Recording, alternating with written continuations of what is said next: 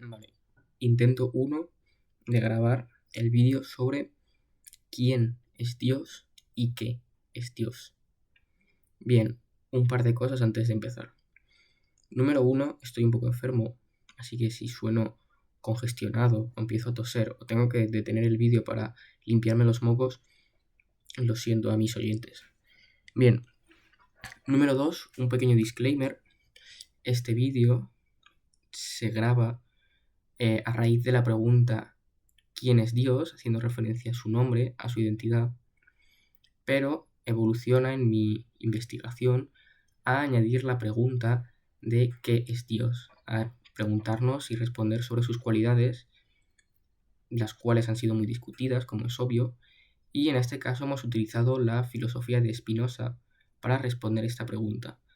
Hemos escogido esta filosofía no porque pensemos que sea la más correcta ni la que más nos gusta, aunque sí que resulta muy atractiva, sino porque es la que viene mejor a raíz del tema dado. A partir de la primera pregunta, ¿quién es Dios?, es muy fácil hilar el tema a la filosofía de Spinoza sobre Dios.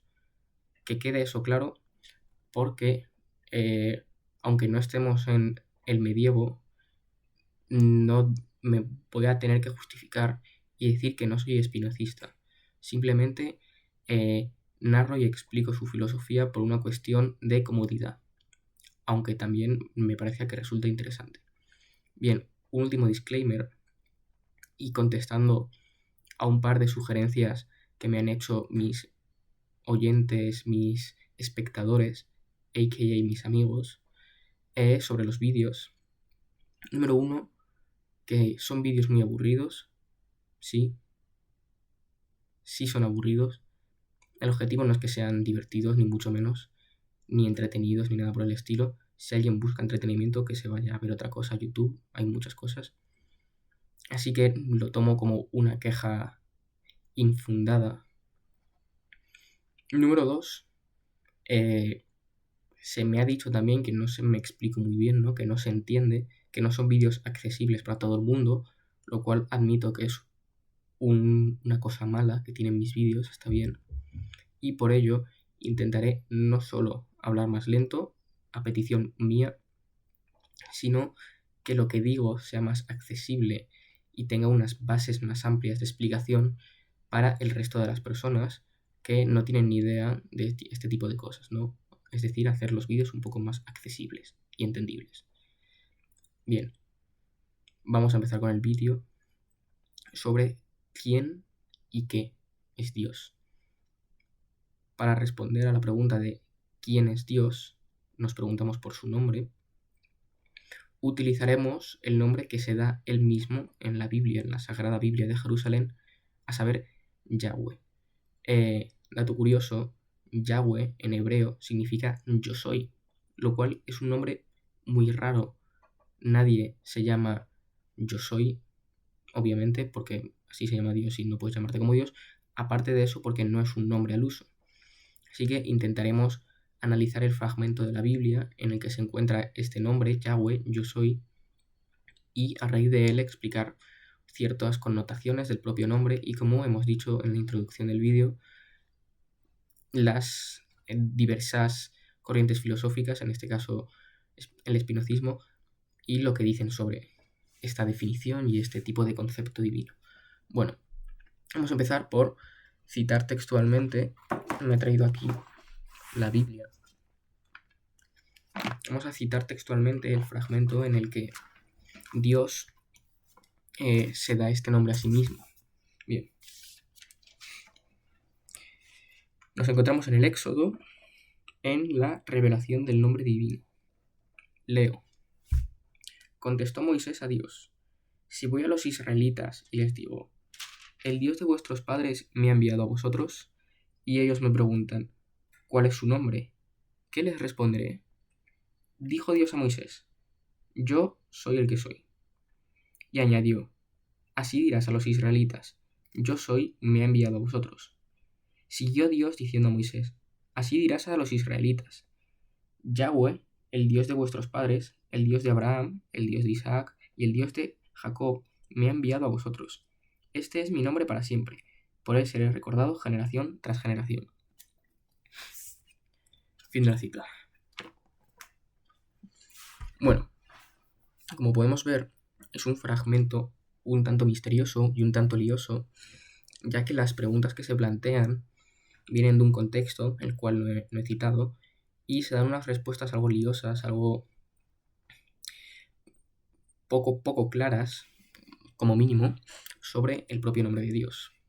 Bien, con respecto al contexto en el que se dice estas frases, este interrogatorio que le hace Moisés a Dios, básicamente, este interrogatorio se da en el libro del Éxodo, famoso libro en el que viajan por todo Oriente Medio, / Egipto, Israel y esa zona, los israelitas, la expulsión de Egipto y tal. Y es un contexto importante saber, el de que se encuentra en este libro en concreto, porque en este libro en concreto es una de las pocas veces que se hace referencia a Dios como tal. Esto se conoce como una técnica literaria utilizada en la Biblia, que se dice comúnmente como la ausencia de Dios. La técnica se llama la ausencia de Dios, que representa esta omnipotencia y esta omnisciencia, este carácter permanente de Dios en cualquier ámbito, ¿no?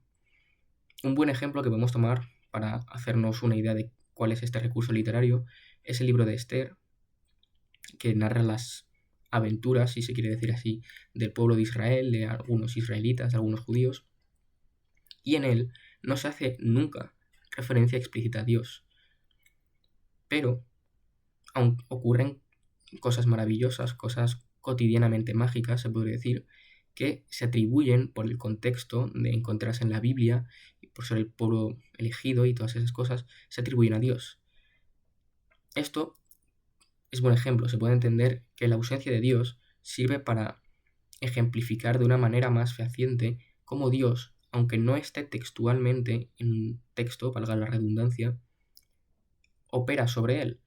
Es decir, sabe lo que está ocurriendo y actúa en consecuencia de ello, ¿no? Bien, así, este fragmento en el que Dios se da su propio nombre, Yahweh, es relevante no solo por el propio nombre que se da a sí mismo, sino porque es una aparición estelar. Es una aparición de una vez en la vida. Se trata de la página más o menos 70 de la Biblia y no se escribe con precisamente una letra muy grande la Biblia, así que se encuentre tan avanzado en el relato significa que es una aparición relevante. Y, por tanto, esta frase yo soy carga un peso simbólico más allá del peso real que tiene la propia afirmación. Bien, entrando en lo que se dice textualmente, hacemos hincapié en una cosa relevante en toda esta discusión, que es el propio hecho de que no es Moisés quien nombra a Dios. Es decir, Dios, por su naturaleza, no puede ser nombrado. No puede ser nombrado por un sujeto ajeno a Dios. Esto se ve en el propio diálogo. Moisés pregunta, ¿cómo te debo de llamar? Y Dios le dice, anteriormente, no sale específicamente en la cita que he leído, pero Dios le responde, bueno, dile que soy el Dios de tus padres, ¿no? Lo que se dice al final, soy el Dios de Isaac, el Dios de Abraham, el Dios de Jacob. A esto, y ahora sí entramos en la cita, Moisés responde, muy bien, pero ¿cómo te llamas? Es decir, no elige Moisés, elige no nombrar el a Dios, no se ve en la capacidad de darle un nombre a Dios, de limitar a Dios a un nombre. Es Dios el que se debe limitar a un nombre, se limita a sí mismo. Podemos ver, por tanto, que Dios se da nombre a sí mismo, se limita a sí mismo. Hablaremos de esta limitación por el nombre a continuación en un par de minutos, pero esta limitación que se da, podemos ver que Dios la juega sucio y da una respuesta que va por varios lados, no limitándose con su respuesta, ¿no? Nos explicamos. Dios, si hubiera dicho yo soy Marcos, se habría limitado en el sentido de que Marcos es una cosa y no es otra. Bien, Dios no se ha dado un nombre. Yahweh es la traducción literal de yo soy del hebreo. Así, Dios no se ha dado un nombre, se ha dado una definición. No ha explicado quién es, ha explicado qué es. Y en ese qué es ha incluido todo. Ha dicho, yo soy, lo soy todo. Bien, ¿por qué decimos que con un nombre se limita? Lo decimos cotidianamente porque al nombrar a alguien le metes en un marco de posibilidad. Esto nos parece muy cercano por nuestra tradición oral, más que oral lingüística, dado que nuestra versión del nombre proviene del griego. No me sé cómo se dice en griego, pero este nombre en griego simplemente categoriza las cosas. Cuando yo le doy nombre a mi persiana, la estoy categorizando, la estoy simplemente separando del resto de cosas. Un libro no es lo mismo que una persiana. Y para ello sirven los nombres. Sirven para categorizar, no sirven para nada más. La Biblia no se escribe en griego, se escribe en hebreo. Y en el hebreo, la palabra nombre tiene más connotaciones más allá de una categorización.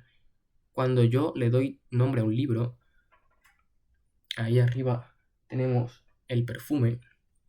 No hablo solamente de una categorización, sino que incluyo en el nombre una historia. En el caso de una persona, su forma de ser, sus gustos, sus cualidades. En general, el nombre no sirve para categorizar, sirve para definir.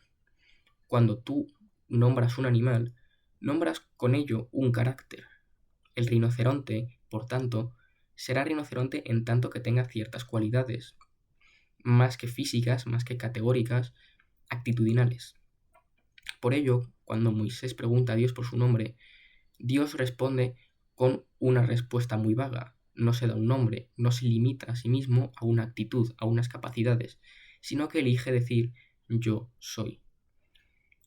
Bueno, a partir de aquí hay que desgranar qué significa este yo soy, porque parece muy straightforward. Yo soy simplemente es. Pero cabe hacerse la pregunta, ok, Yahweh, yo también soy, tú también eres. ¿Qué me estás diciendo con esto? Bien, aquí es donde entramos a la segunda parte del vídeo, en el que discutimos la naturaleza de esta frase a partir de la teología, si queremos llamarlo así, más bien sería epistemología divina, ontología divina de Dios por parte de Spinoza. Bien, partimos de los dos conceptos más famosos del autor, natura naturens y naturans naturata.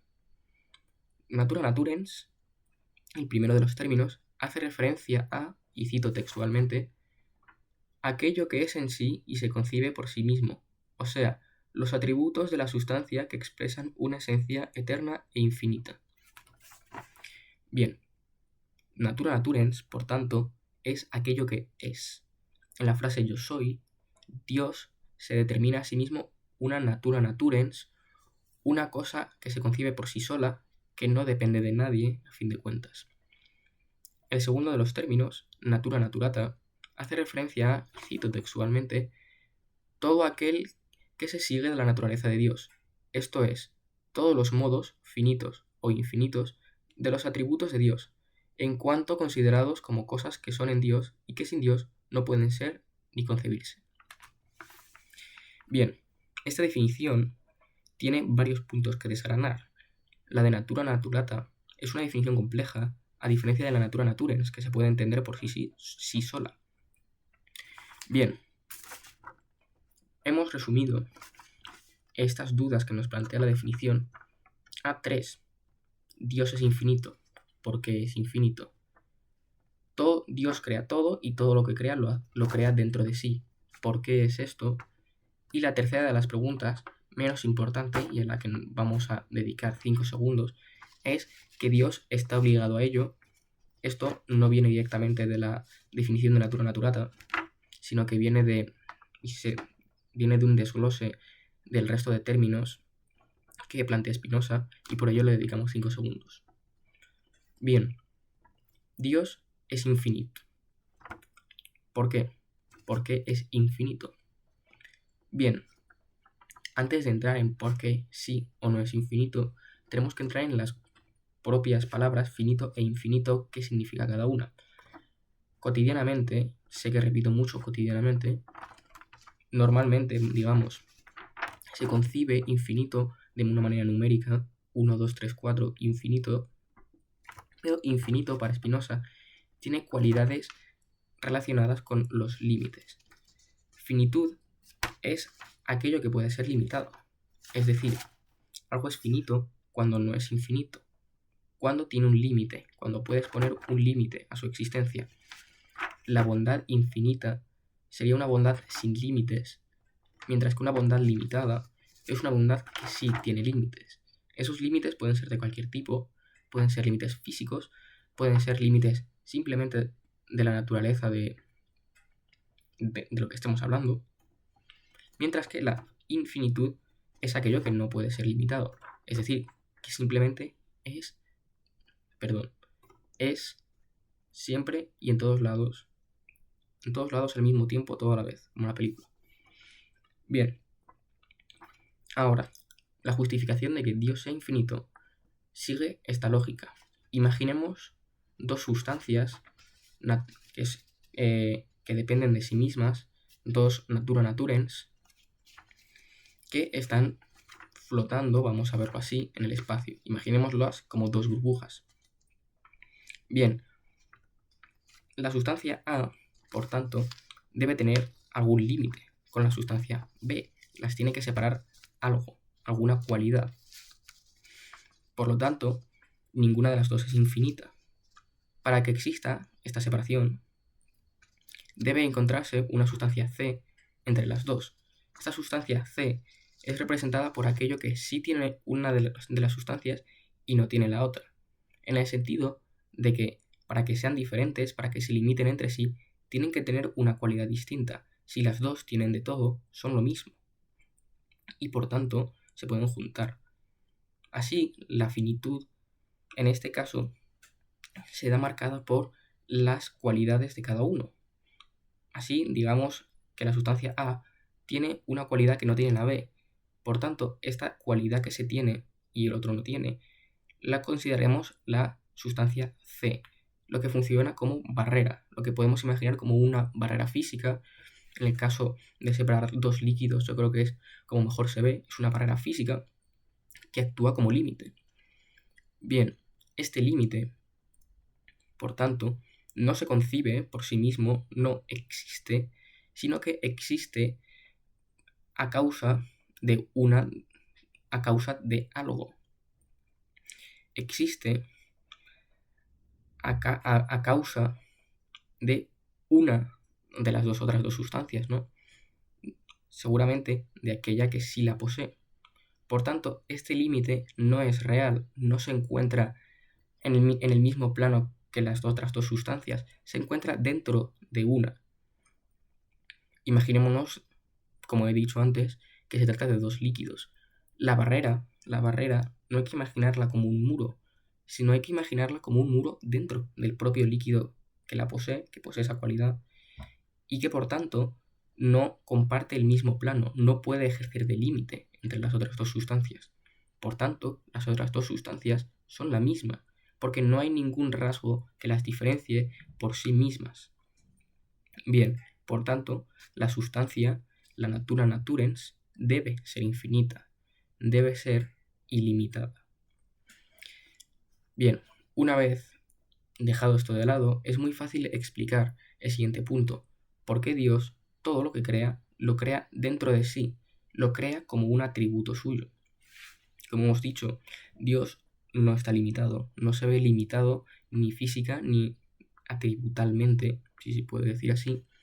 Por lo tanto, cualquier cosa del universo se encuentra dentro de él. Dios no se concibe como una persona con barba blanca que esté desde las nubes mirándote y diciendo tú mueres y sacando un rayito del dedo para matarte.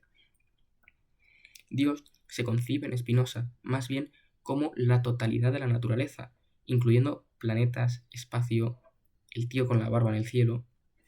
Todo ello se encuentra dentro de la propia concepción de Dios. ¿Por qué? porque ninguno de nosotros existiríamos al margen de Dios. Significaría que existiríamos por nosotros mismos, existiríamos de manera naturens, seríamos natura naturens, y hemos quedado que la natura naturens es única e infinita, por lo tanto no podemos existir, debemos existir dentro de Dios, y por ello todo lo que Dios crea lo hace también de manera obligatoria. Si Dios es infinito y todo lo que crea lo crea dentro suyo, significa que Dios por su propia naturaleza es creador, porque todo lo que exista al margen de Dios será parte de Dios. Y como todo lo que existe es parte de Dios y las cosas existen, no somos todos una especie de conciencia colectiva natural a la que llamaríamos Dios, se desarrolla lógicamente de ahí que Dios, por tanto, tiene una naturaleza creadora, tiene el atributo creador de manera infinita y, por tanto, está obligado a hacerlo. Dios no elige crear. Dios, al tener infinitos atributos, uno de los atributos que tiene es el creador, pero también tiene el atributo de la bondad, que se representa dentro suyo, quizá con las acciones bondadosas de la gente. También tiene el atributo de la roca. No la roca el actor, la roca la piedra. Tiene el atributo de la piedra. No pensemos en atributos como atributos del carácter de alguien, sino más bien como pequeñas partes que lo componen. Tiene el atributo de la roca, por tanto, la roca existe dentro de él, por tanto, Dios no ha elegido qué caracteres tiene y por tanto no ha elegido que se crea. Así, llegamos a la conclusión: Dios es un ser infinito, Dios crea de manera obligada por su propia naturaleza y todo lo que crea Dios lo crea dentro suya.